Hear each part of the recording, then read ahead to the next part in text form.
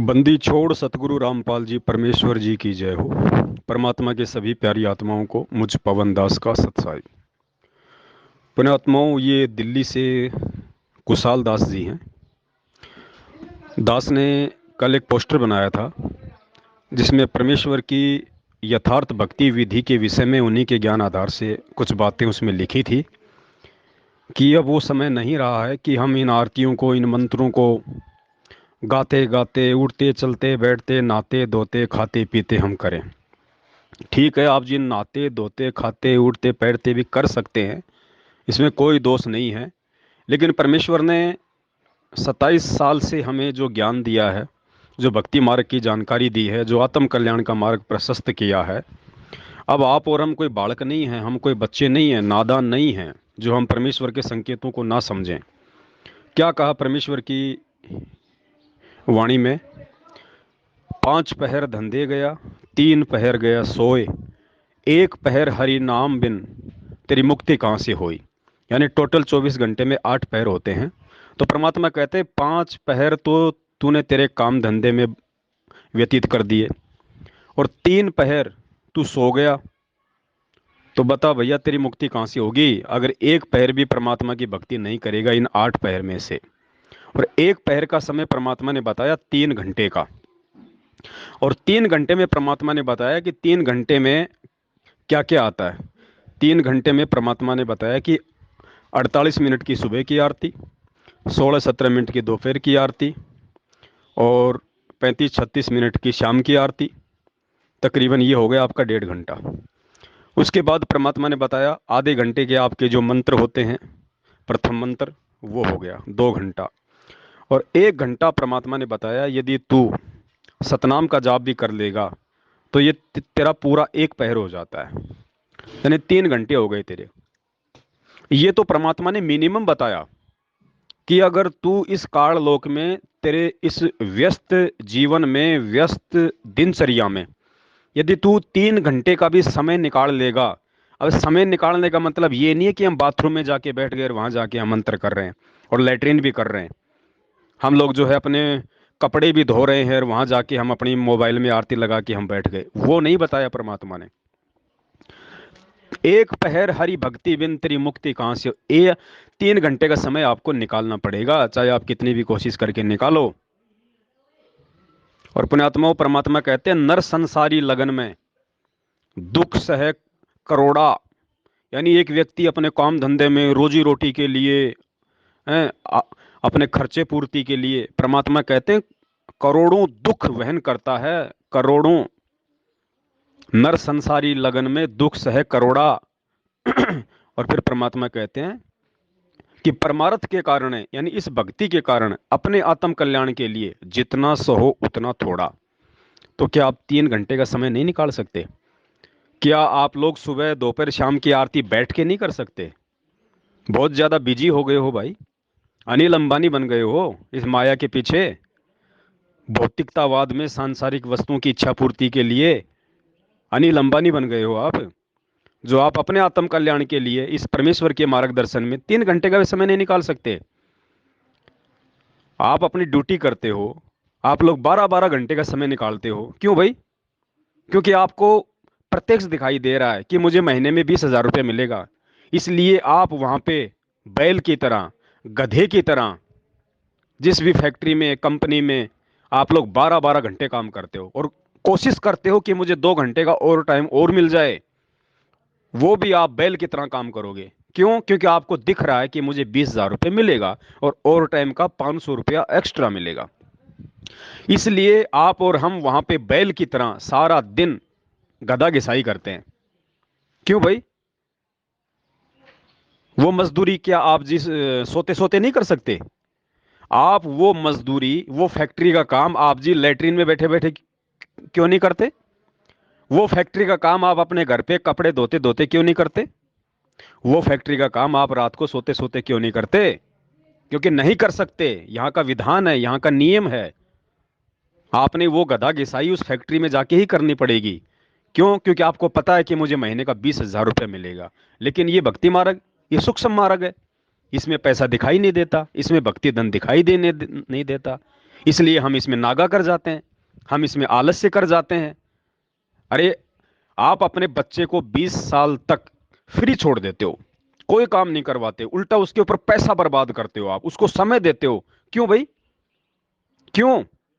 क्या आपका बच्चा वो कोचिंग क्लास लेटरिन में बैठा बैठा नहीं कर सकता? क्या आपका बच्चा स्कूल का काम रात को सोते सोते नहीं कर सकता? आपका बच्चा स्कूल का काम खाना खाते खाते क्यों नहीं करता? फिर तुम ये भक्ति खाना खाते खाते क्यों? अरे, परमेश्वर ने जो वाणी कही है, उस वाणी को समझो।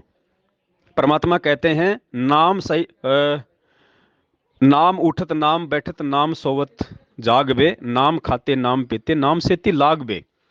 ये परमात्मा ने उन निकम्मी आत्माओं के लिए वाणी कही है जो अभी तक इस ज्ञान को नहीं समझ पाए, जो अपने आत्म कल्याण के मार्ग को इतना सीरियस नहीं ले रहे, जो भक्ति और भगवान को नहीं पहचान पाए हैं, जो इस भक्ति से ज्यादा सांसारिकता में रमे हुए हैं, भौतिकतावाद में रमे हुए हैं, माया के पीछे लगे हुए हैं। उन निकम्मी आत्माओं को परमात्मा ने भक्ति करवाने के लिए कहा है कि नालायक, तू कम से कम तेरा काम धंधा करते करते ही राम का नाम ले ले, मूर्ख आदमी। उस समय भी मैं तेरा बेड़ा पार कर दूंगा। बेड़ा पार करने का मतलब है तुझे थोड़ा बहुत राहत दे दूंगा, मोक्ष नहीं होगा। मोक्ष के लिए तो आपने परमेश्वर की वाणी पे चलना पड़ेगा। कौन सी वाणी? ये परमेश्वर की वाणी है कि साईं इतना दीजिए जिसमें कुटुंब समाव, हम भी भूखे ना रहें अतिथि न भूखो जाओ। जब आप इस परमेश्वर की वाणी पे चलोगे ना, और इस माया के पीछे ज्यादा नहीं दौड़ोगे, फिर आपको 3 घंटे नहीं, आपको 10-10 घंटे इस भक्ति के लिए मिलेगा। 10-10 घंटे। फिर देखता हूं आप जी कहां बिजी रहोगे। लेकिन आप परमेश्वर की वाणी पे चल नहीं रहे, आप माया के पीछे ज्यादा दौड़ रहे हो। आप परमेश्वर के 80-20 वाले फॉर्मूले पे नहीं चल रहे, जिसमें परमात्मा ने अपने मुख कमल से कहा है कि यदि आपको भक्ति करनी है, यदि आपको मोक्ष प्राप्त करना है, तो आपको 80% इस परमात्मा की भक्ति में रमना पड़ेगा। आपको 80% इस परमेश्वर की भक्ति को समय देना पड़ेगा, और 20% मात्र अपनी रोजी रोटी के लिए। उसके बाद देखते हैं आपको टाइम कैसे नहीं मिलेगा भैया। उसके बाद देखते हैं आप जी खाते खाते आरती क्यों करोगे, आप लेटरिन में बैठ के आरती क्यों करोगे। जब आप इस वाणी पे चलोगे, साईं इतना दीजिए जिसमें कुटुंब समाव, उसके बाद आपके पास में टाइम ही टाइम रहेगा, क्योंकि आप परमेश्वर की वाणी पे चल रहे हो। और जो परमेश्वर के वचन पे चलेगा, फिर उसको परमात्मा समय देगा, और 20% में परमात्मा उसकी रोजी रोटी का काम धंधा भी सेट कर देगा। लेकिन होगा उसका जिसकी भक्ति करने की नीयत होगी, और जिसकी नीयत है पड़ोसी को देख के बड़ी BMW कार लाने की, तो वो नालायक तो फिर लेटरिन में बैठा बैठा ही आरती करेगा।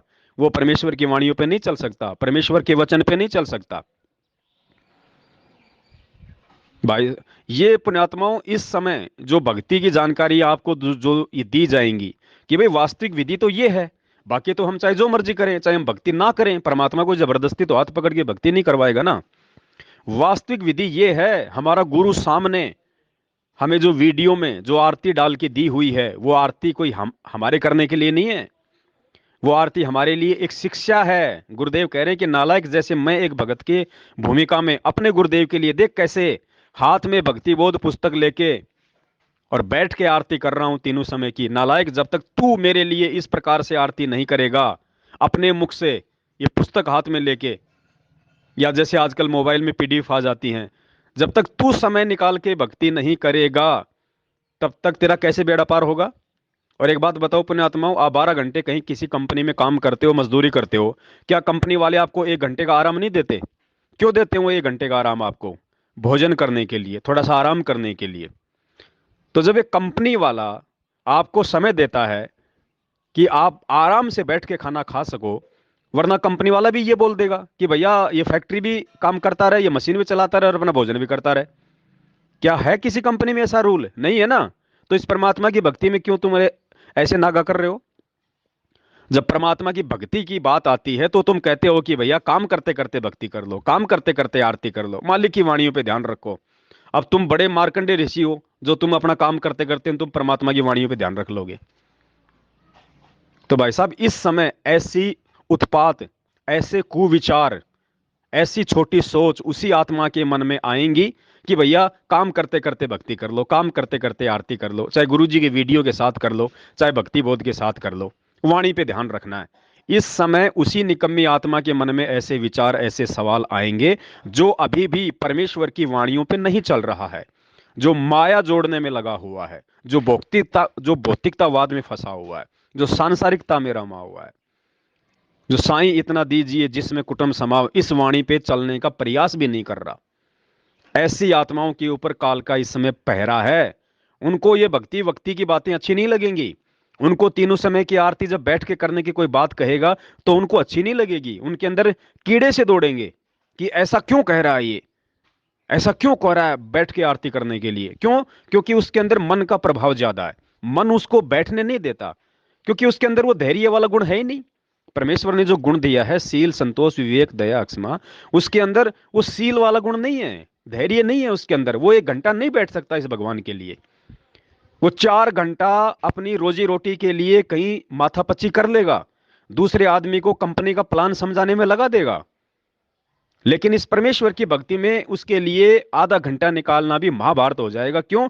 क्योंकि उसके ऊपर काल का प्रभाव ज्यादा है, क्योंकि उसको साध संगति नहीं मिल रही, और मिल रही है तो वो उस पर अमल नहीं कर रहा।